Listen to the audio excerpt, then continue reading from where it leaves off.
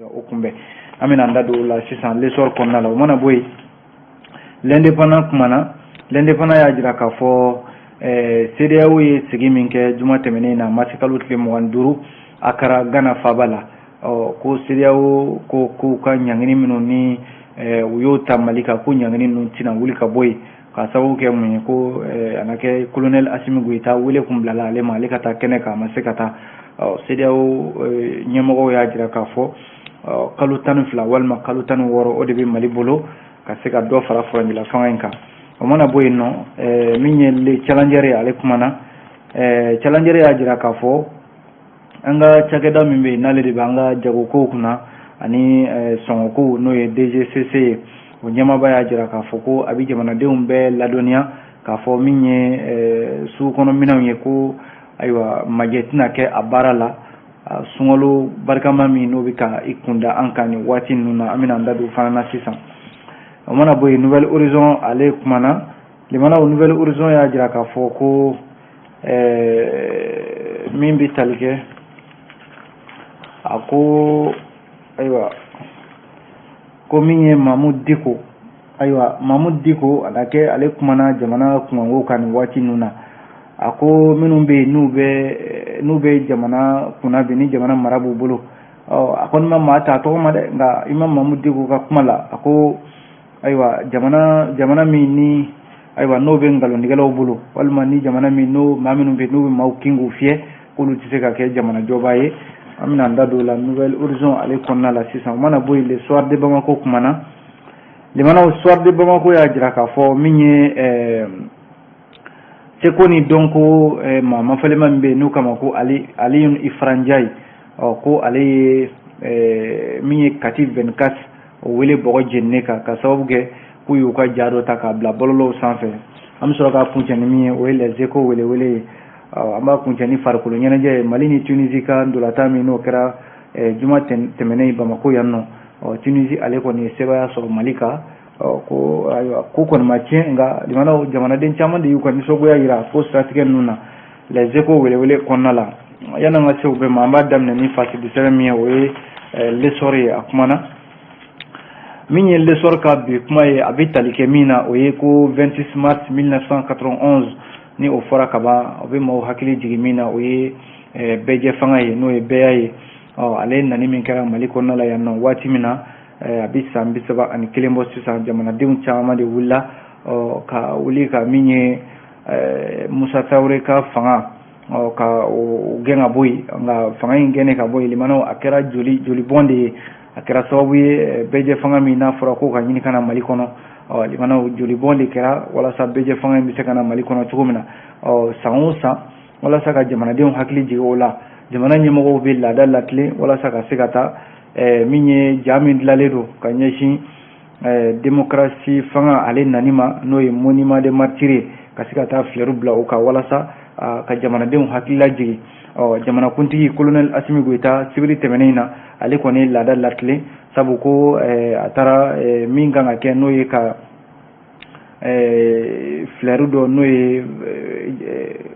jiri feere ka taa o bila nin ja in kan n'o ye monument des martyrs limanaw ka tasibila kɛ ka ɲɛsin maaw ma minnu tora bɛɛjɛ fanga a nali la an ka jamana kɔnɔna la yan nɔ baaraw taara taabolo min na a fanba yɛrɛ kɛra min ye o ye Mali jɔnjɔba n'o ye hymne national ye o dara fanfare génie militaire maaw fɛ ani fana ani dépôt de gerbe de fleurs o de kɛra a waatibaw yɛrɛ ye a jirala k'a fɔ jamanakuntigi kɔni kumana kɛnɛ in kan kosɛbɛ a kɛlen ko ka nin baara ninnu kɛ l'essor ka fɔ la a y'a jira k'a fɔ ko hakililajigin don a bɛ san 31 na bi min ye bɛɛjɛ fanga ye o nana Mali kɔnɔna la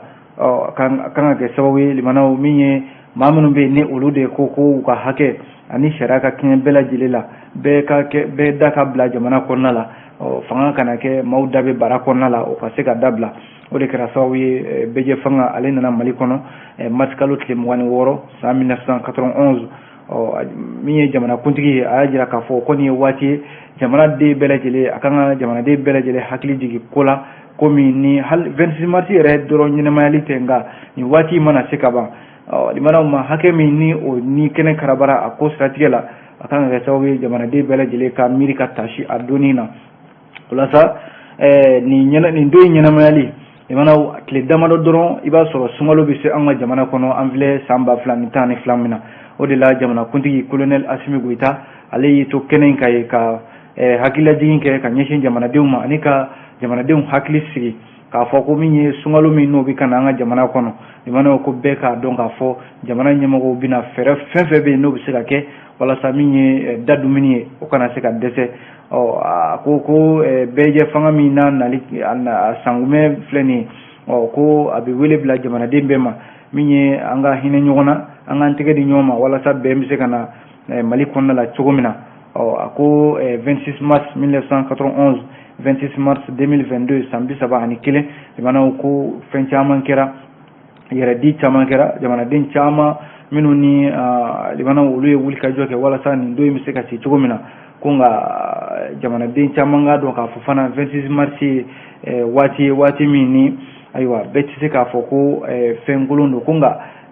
kɔni kan ka kɛ sababu ye minnu kɔni tora a ko la imana ka se ka tasibila kɛ ka ɲɛsin olu ma minnu yɛrɛ kɛra sababu ye démocratie fanga bɛ se ka na an ka jamana kɔnɔ o la maaba dɔw ye madame Si Kadiatou Soye ale ye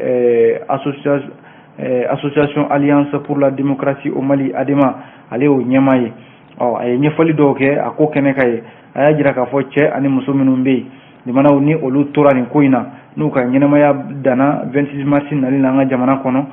ko maliden kelen-kelenna bɛɛ kan ka dɔn k'a fɔ ko a ma kɛ i n'a fɔ fanga tali walima jagoya fanga tali ka bɔ jamana kɔnɔ ko nka olu jamanaden minnu bɛ yen n'u tun bɛ fɛ ka u ka hakɛ dɔ de ɲini hakɛ min bɛ yen ni o y'u ka hakɛw ye na o ma sɔrɔ fiyewu ni joli bɔn tɛ madame Si Kadiatou Soye y'a jira k'a fɔ politiki tɔnw ka se ka caya an ka jamana kɔnɔ jamanaden bɛɛ lajɛlen ka se ka kɛ maa da kana bila bara kɔnɔna la a y'a jira k'a fɔ o ye foli kun bɔ n'o tɛ k'a fɔ de ko tiɲɛ don maa caman bɛ i yɛrɛ ɲininka ko ayiwa démocratie a nacogo ɲɛna walima a nacogo ma ɲɛ ko ale kɔni bolo o tɛ ɲininkali ye ko maa bɛ se ka o kɛ i yɛrɛ la ko nka bɛɛ n'i ka hakilila don bɛɛ bɛ se ka i ka hakilila di min ye ekɔlidenw fana yɔrɔ nin ko in siratigɛ la 26 mars nali la an ka jamana kɔnɔ lakɔlidenw ma to kɔ a ko la lakɔlidenw ka tɔn kɔrɔ min bɛ yen n'o ye amicale des anciens sympathisants de l'Union nationale des élèves étudiants du Mali AMS UNEM o ɲɛmaaba Seydou Patrice Dembélé ale fana ye ɲɛfɔli caman kɛ a ko nin don in kɔni ye hakilila miiri de ye ka ɲɛsin mɔgɔw ma minnu fatura 26 mars ale nali la ani bɛɛjɛ fanga o nali la an ka jamana kɔnɔna la yan Issa Dembélé ale de ye nin fasiri kɛ limanaw an ye nin bɔ l'essor ale kɔnɔna la n'an bɔra yen an bɛ don min ye l'indépendant kɔnɔ limanaw l'indépendant y'a jira k'a fɔ ko jɛrɛ kɛrɛnkɛrɛnnin min n'o ye sommet extraordinaire ye ni CEDEAO y'o kɛ juma tɛmɛnen in na mars kalo tile 25 Ghana faaba la Accra CEDEAO y'a jira k'a fɔ u kɛlen don ka ɲangi minnu ta Mali kama ko ɲangi in tɛ wuli dɛ a na to yen ko fana ko u bɛ min fɔ Mali jamana ɲɛmɔgɔw ye o de ye kalo 12 walima kalo 16 Mali jamana ɲɛmɔgɔw ko waati u k'o sugandi ka se ka faranjala fanga ni fɛn bɛ fara a ka kɛ o ye CEDEAO jamana ɲɛmɔgɔw u caman ye ɲɔgɔn sɔrɔ juma tɛmɛnen Ghana faaba la Accra ka se ka Mali kunkanko kuma fɔ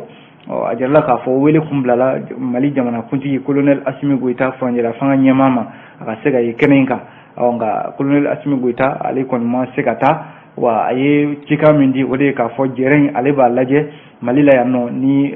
ja ye n'o ye visio conférence ye a na kɛ CEDEAO jamana ɲɛmɔgɔw Assimi ka taabaliya a ma diya u ye sabu caman y'a jira k'a fɔ hali n'i y'a ye ko min ye CEDEAO ka ɲangini min filɛ nin ye n'a tora sen na n'a ma wuli a na kɛ a dɔ bɛ dɔ la yɛrɛ colonel Assimi Goïta a ka taabaliya a bɛ se ka kɛ o ye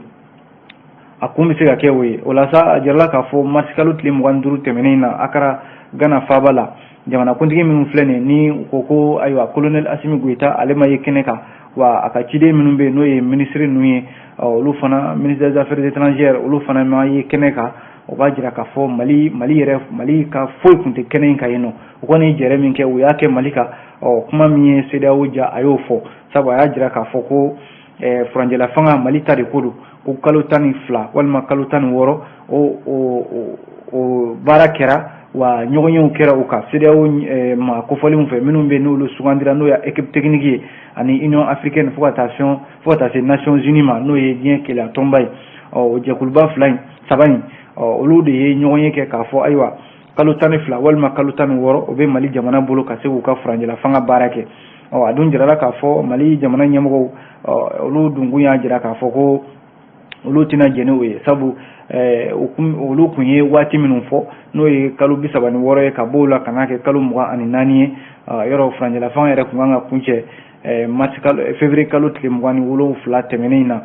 u y'a jira k'a fɔ olu bɛ min ɲini u ye san 3 wɛrɛ o bɛ se ka fara kan walima san 3 ani tila o ye Bamako ka hakilila ye nka CEDEAO y'a jira k'a fɔ kalo 12 walima kalo 16 min filɛ nin ye k'o bɛ daminɛ mars kalo tile 15 san 2022 ko olu kɔni ye CEDEAO ka hakilila ye nka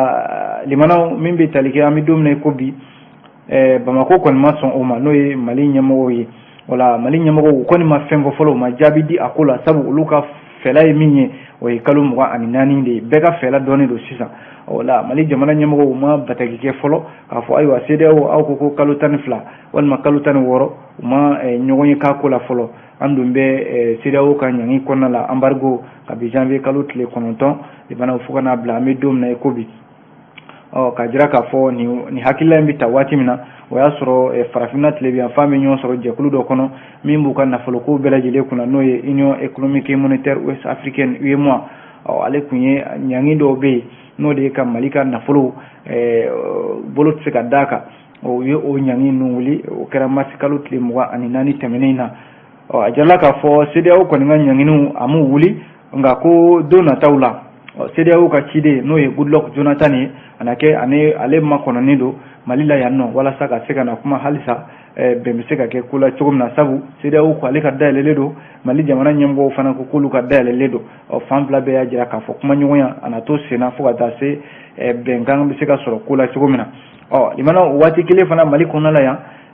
politique tɔn dɔw bɛ yen minnu farala ɲɔgɔn kan n'u kama cadre d'échange pour une transition réussie olu ko k'olu tɛna furanjɛla fanga lakodɔn mars kalo tile 25 an b'o de hukumu kɔnɔna la olu yɛrɛ ka fɛla ye min ye ko kalo 9 ko ka di furanjɛla fanga ma gouvernement kura ka sigi wa CNT maaw olu fana ka falen ayiwa an bɛ nin dabolo de ka bi dɛ limanaw l'indépendant de ye nin fɔ mana bɔ yen an bɛ don phase de 7 le challenger kɔnɔna la limanaw challenger ye min fɔ bi o ye ko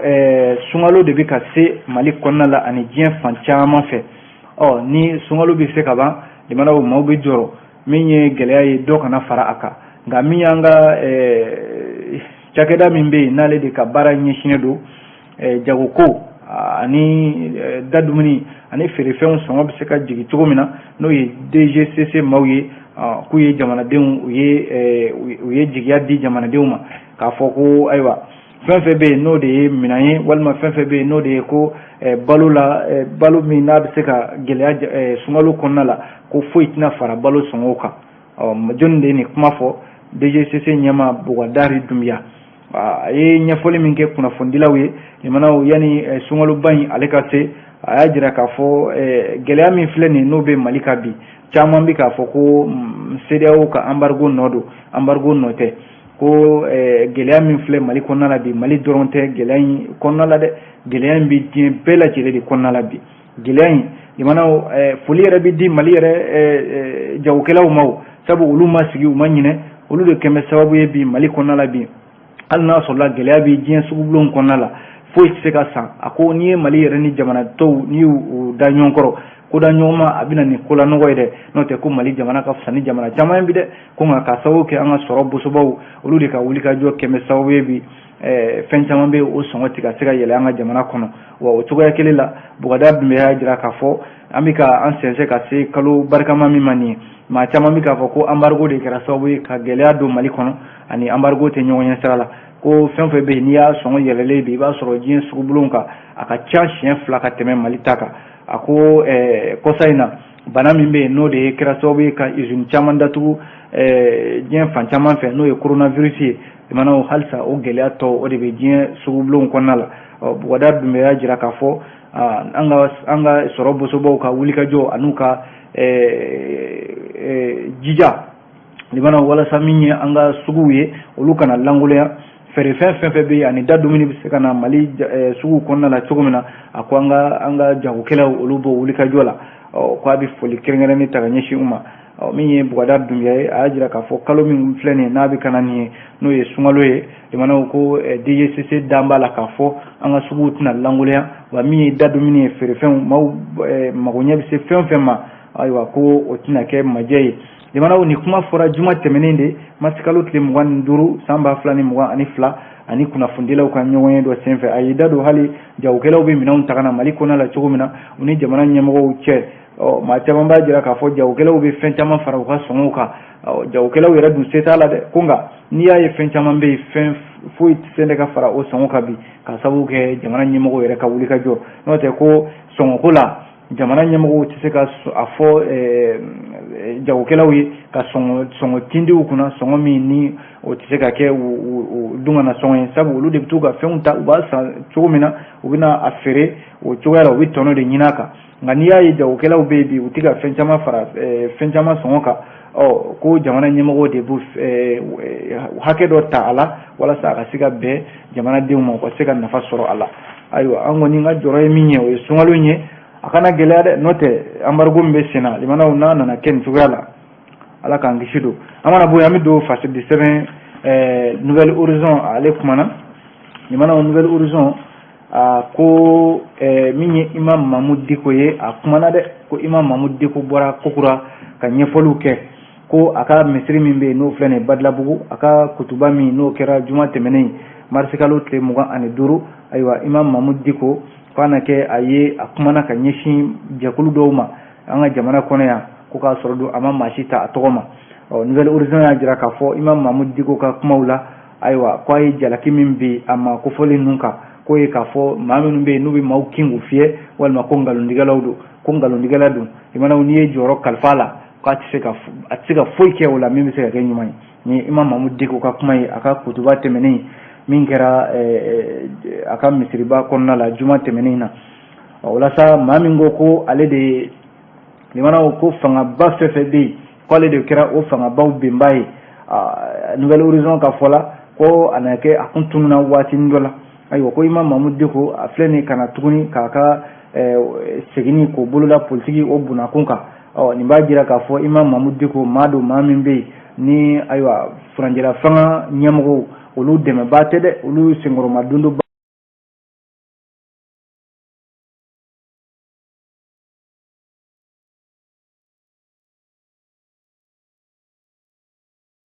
ba tɛ sabu ko kɔsa in na a bɔra ka ɲɛfɔli minnu kɛ ka fanga jalaki o b'a jira k'a fɔ Imam Mahmud Diko ka kuntilenna ani furanjɛla fanga ɲɛmɔgɔw ka kuntilenna kelen tɛ Nouvelle Horizon y'a jira k'a fɔ Imam Mahmud Diko ayiwa a sigilen min filɛ nin ka na politiki bunakun kan a yɛrɛ kun ka kumaw la ayiwa ko kabi Ibrahim Bukar Keita ka fanga binna ko ale na segin misiri kɔnɔ o segili misiri in kɔnɔna la limanaw kuma bɛ o bɛ kɛ n bɛ bɔ min kuma walima o bɛ kɛ n bɛ bɔ min ɲɛfɔli caman kɛ kana kɛ Imam Mahmud Diko yɛrɛ ayiwa a yɛrɛ ka kumaw maa t'a dɔn a yɛrɛ ta ni tiɲɛ don wa walima ni tiɲɛ tɛ maa min ko ni fanga binnen k'ale segila misiri kɔnɔ nka kuma bɛɛ i na bɔ ka fɛn fɔ jamana ɲɛmɔgɔw ye min tɛ u fɛlaw ye limanaw Nouvelle Horizon de ka kuma don dɛ a ko juma tɛmɛnen kutuba min kɛra Imam Mahmud Diko fɛ Badalabugu misiri kɔnɔna la a ye ɲɛfɔli caman kɛ jamana gɛlɛyaw la a ko bi na jamana tɛ se ka kɛ i b'a fɔ ko ni min ye min ja o b'o kɛ don min na o la a ko minnu bɛ yen n'u bɛ maaw kin k'u fiyɛ walima minnu bɛ yen n'olu ye nkalontigɛlaw ye k'olu de kɛn bɛ jamana marabaaw ye bi ko n'o dun kɛra jamanaw tiɲɛ se ka fɔ jamana kɔnɔ min yɛrɛ bɛ yen n'ale tɛ se ka tiɲɛ fɔ a yɛrɛ ye wa a tɛ se ka tiɲɛ fɔ jamana ɲɛmɔgɔw ye k'o ye maloyala ko de ye jamana kɔnɔ ko wa ko n'i ye jɔyɔrɔ kalifa o la jamanaw ayiwa o jɔyɔrɔ o tɛ se ka kɛ maa tɛ se ka i jigi da o jɔyɔrɔw kan o la sa a ko bi na Mali jɔli a ko gɛlɛya b'a la dɛ ko sabu ko fɛn fɛn bɛ yen nɔ n'o ye jɔyɔrɔbatigiw ye n'a fɔra ko de kɛra maaw ye maa minnu bɛ yen n'u tiɲɛ tɛ b'u da kɔnɔ ka ɲɛsin u maninfin ɲɔgɔn ma k'a kan ka kɛ jɔyɔrɔ ye ko wa Mahmud Diko y'a jira k'a fɔ ko maa bɛ se k'i sigi ni gɛlɛya ye don nataw la Mali kɔnɔna la yan nɔ sabu ko fɛn fɛn bɛ yen n'ale Imam Mahmud Diko bɔra k'o ɲɛfɔliw kɛ k'a fɔ ko an ka da ɲɔgɔn na an ka tiɲɛ fɔ ɲɔgɔn ye jamana kɔnɔ k'o de kɛn bɛ gɛlɛya yɛrɛ ye bi wa ko Imam Mahmud Dicko kosaina anake akun bora ka ɲɛfɔli dɔ kɛ k'a fɔ ale bora ka ɲɛfɔli dɔ kɛ kun fila de kun b'a la. Kun fila min n'o ye ayiwa k'a ye jateminɛ min kɛ o ye k'a fɔ jamanaden maa caman de bɛ yen minnu bɛ yen ni u kan ka ɲɔgɔn sɔrɔ Mali a jɔli la ko nka caman bɛ yen olu ka kuma libanaw an'u ka kɛwalew olu tɛ kelen. Mahmud Dicko y'a jira k'a fɔ o de kan ka dabila Mali kɔnɔ yan. N'a ma ɲɛ ko Mali a kan ka kɛ jamana duman ye fo an bɛɛ ka lajɛ limanaw ka fara ɲɔgɔn kan ka se ka jamana in jɔ n'o tɛ ko kɛrɛfɛ kumaw ni fɛn caman bɛ yen Imam Mahmud Dicko ko ale ka miirinaw de kɛra o ye ko maa kan ka i sigi k'i yɛrɛ ɲininka o la Mali yɛrɛ kunu kun bɛ cogo di an ka lajɛ an ka se ka bɔ o gɛlɛya kɔnɔna la. A bɔra k'o kuma fitinin min fɔ a kun y'a jira k'a fɔ yɛrɛ ko ale ka kuma ale tɛna kuma k'a fɔ a bɛna maa jalaki walima a bɛna kuma wɛrɛ fɔ ko nka min kɔni ye tiɲɛ ye Nouvelle Horizon ka fɔ la Mahmud Dicko ka nin bɔli ka ɲɛfɔliw kɛ ayiwa ko fɛn ɲuman tɛ dɛ ka ɲɛsin fanga ma dɛ sabu ko nin bɛna fɔ ale Mahmud Dicko kelen jamanaw n'a yɛrɛ b'a yɛrɛ ka kumaw n'a yɛrɛ b'u labato sabu a kun ko ka a segira misiri kɔnɔ ko a kelen filɛ nin ka bɔ kokura sabu Ibrahim Boubacar Keita Ala ka hinɛ na u ka fanga bennen ale de ko k'a bɛ segin misiri kɔnɔ waati de bɛ se ka o tiɲɛ di an ma don nataw la. Jamanaw kuma filɛ an ye nin bɔ Nouvelle Horizon ale de kɔnɔna la. N'an bɔra yen an bɛ don fasɛrɛdi sɛbɛn le soir de Bamako kɔnɔ a kumana jamanaw soir de Bamako y'a jira k'a fɔ ko min ye ja dɔ bɛ yen n'o ye film dɔ ye u k'a ma ko TAN ja in tɔgɔ de ko TAN k'o taara ye bɔlɔlɔw sanfɛ ja in dilanbaa yɛrɛ ye Aliyun Ifra Ndiaye Aliyun Ifra Ndiaye seko ni dɔn ko mafalenba don an ka jamana kɔnɔna la yan a y'a jira k'a fɔ ko a bɛ min ye bɔlɔlɔ sanfɛla la minnu bɛ kunnafoni di n'u k'a ma ko Kati 24 k'a y'o wele bɔgɔ jeninen kan min ye bulonba o ɲɛmaaba don Aliyun Ifra Ndiaye a y'a kunnafoni di a yɛrɛ ka page Facebook de kan a y'a jira k'a fɔ ko bulonba tɔgɔ la k'u bɛ fɛ ka Kati 24 u bɛ fɛ k'a wele bɔgɔ jeninen kan sabu k'a y'u ka ja dɔ ta ja min ni yamaruya foyi t'u bolo sabu limanaw sariya de bɛ an ka jamana kɔnɔ yan sariya min b'a jira k'a fɔ maa o maa bɛ yen ko ale sera ka fɛn dilan a yɛrɛ ye ja la walima fɛn wɛrɛw la ni maa wɛrɛ tilala k'o ta k'a sɔrɔ a ma kɛ n'o tigilama ka yamaruya ye k'o bila diɲɛmaa ka bolo kan i bɛ se k'a tigi wele bɔgɔ jeninen kan ka taa ɲininka kun jumɛn na a y'a kɛ baara in b'o taabolo de kan nin cogoya la ko Aliyun Ifra Ndiaye n'o ye bulonba ɲɛmaa ye soir de Bamako mɔgɔw kɔni ko k'olu y'a ɲini nɛgɛjuru sira fɛ kunungo walasa ka se ka ɲɛfɔli kɛ nin ko in na ko nka olu ma se k'a sɔrɔ ko nka fɛn fɛn bɛ yen n'o bɛ se ka kɛ nin ko in na tiɲɛ ye o ye k'a fɔ Kati 24 ɲɛmaaya so k'u ni bulonba ɲɛmaa n'o ye Aliyun Ifra Ndiaye u kɔni bɛ ɲɔgɔn na sabu ko u y'a ka ja dɔ ta ja min n'a tɔgɔ ye ko TAN k'o bila bɔlɔlɔw sanfɛ k'a sɔrɔ dun a ma kɛ ni bulonba ɲɛmaa Aliyun Ifra Ndiaye o ka yamaruya ye a jala k'a fɔ Aliyun Ifra Ndiaye a na kɛ nin ko in kɔni a kɛra sariya sɔsɔ ye u bolo sabu u y'a jira k'a fɔ Mali kɔnɔna la seko ni dɔn ko sariyaw ta maa si yamaruya i ka maa wɛrɛ ka baarakɛlen ta ka t'o ta k'o bila diɲɛmaa ka bolo kan k'a sɔrɔ a tigi ma jɛn n'a ye limanaw an b'o de bolo ka nin ye soir de Bamako ale ye min fɔ n'an sera k'o lakale aw ye nin cogoya la limanaw an b'a kuncɛ ni min ye o ye les échos welewele ye a kumana limanaw écho kumana farikolo ɲɛnajɛ kuma de bɛ yan nɔ Mali samata sɛgɛw olu tun bɛ ndolatan na juma tɛmɛnen Bamako yan nɔ ndolatan min n'u k'a ma ko barrage mondial Qatar 2022 diɲɛ walanba n'o ye coupe du monde ale kan ka taa Qatar jamana kan Mali de bɛ k'a lajɛ sa ka se ka ndolatan kɛ walasa ka se ka taa o kɛnɛ kan les échos y'a jira k'a fɔ Mali ni Tunisie jamana de tun bɛ ɲɔgɔn na juma tɛmɛnen stade du 26 mars la Bamako yan nɔ n'o y'u ka ndolatan taliw ye n'o ye ale ye a jirala k'a fɔ Mali kɔni ale bɛnna Tunisie ɲɛkɔrɔ 1-0 k'a sababu kɛ an yɛrɛ ka fili ye sabu an ka ndolatan min bɛ yen n'o ye défenseur ye Musa Sisako ale yɛrɛ de taara ndola cɛlu yari an yɛrɛ ka jɔ kɔnɔna la les échos y'a jira k'a fɔ maliden caman olu kɔni sɛbɛkɔrɔ dimina kosɛbɛ caman y'a jira k'a fɔ Mali tun bɛ sebaya de la Mali tun bɛ se Tunisie la nin don nka an yɛrɛ de kɛra an bolo kɛra an yɛrɛ kala ye o la sa Musa Konate tɔgɔ dɔ ale ye lakɔli karamɔgɔ ye a ko tiɲɛna ale diminen don dɛ sabu ko an ka ndolatan ninnu tiɲɛ yɛrɛ la ko m'u jɔ u jɔyɔrɔ la ko ndolata min kɛra nin ye a miniti 60 fɔlɔw la limanaw ko Mali kun bɛ se ka celu 2 walima 3 kɛ tunisiens na ko nka an taara ndolata kɔni kɛ i b'a fɔ ko limanaw an tɛ terrain yɛrɛ kɔnɔna la o la min ye Salif Keita ye ale ye clerc d'étude notaire ye ale y'a jira k'a fɔ ale jigi yɛrɛ de warula nin ko in na sabu ko ndolata min kɛra nin ye limanaw tiɲɛ yɛrɛ la ale kun ma da la fiyewu k'a fɔ ko Tunisie anw ni Tunisie ta bɛna taa laban nin na a ko min bɛ tali kɛ ale n'i y'a da ale yɛrɛ ma ko Cheikh Tidiane Diabaté o ka segin ka na Mali ndolatan kɔnɔna la sabu ko ale ye maa ye maa min bɛ ni celu yara a bɛ se o la kosɛbɛ min bɛ tali kɛ Ousmane Camara ale ye jagokɛla ye dividende na ale y'a jira k'a fɔ ale kɔni ma se ka ndolatan in yɛrɛ la fiyewu sabu ko ale kun ja tigɛlen don ko bi na Mali ndolatan yɛrɛ n'i b'a lajɛ i ni jatigɛ de don sabu Mali samata sɛgɛw k'i tɛ se ka danaya ba da u ka fiyewu sabu maaw don maa minnu bɛ yen n'u bɛ se ka bɔ maa jigikɔrɔ sanga ani waati bɛɛ lajɛlen ko de y'a to ale ma se ka ndolatan yɛrɛ la a kana taa k'ale ma kɔlɔlɔ ye min ye Alfuseni Cisse ale ye ndolatan kɔrɔ ye limanaw n'u k'a ma ko Platini Alfuseni Cisse n'u k'a ma Platini ale ye ndolatan kɔrɔ ye ale ko ayiwa ko an ma ndolatan in an ma labɛn de ndolatan in k'an ma labɛn dɛ sabu ko an ka samata sɛgɛw ka degeli karamɔgɔ a na kɛ ale kɔni a bɔra kan na cogo min na limanaw an'u hakilila kelen de nana wa ndolatanaw ko hali ni kun ye ndolatan se min kun b'u kɔrɔ k'i b'a ye k'a fɔ ko maa min bɛ ndolatan yɛrɛ dɔn ko an ka ndolatanaw ko sɛbɛ kun t'u la nin donni kama n'o tɛ ko Tunisie jamana ndolatan se min kun b'u kɔrɔ ni Mali kun ye hali jija ni fitinin kɛ ka ndolatan ni dusukun ye limanaw ko an bɛ se ka sebaya sɔrɔ u kan n'o tɛ ko kan Coupe du Monde min filɛ nin n'an kan ka taa kɛnɛ kan limanaw ko sira jɛlen don Mali ye ko nka an ka ndolatanaw de bɛ se ka kɛ sira in a datuguba ye limanaw e ko an di kunnafoni bila yan les échos de ye nin fɔ dɛ an bɛ dugawu kɛ ndolatan min n'o fana bɛna kɛ Tunisie jamana kan tarata nata in ala ka sebaya di an ka samata sɛgɛw ma o tuma an bɛ bɛɛ fo ka bɛɛ waleɲuman dɔn an b'a fɔ a k'an bɛn sini ni Ala sɔnna.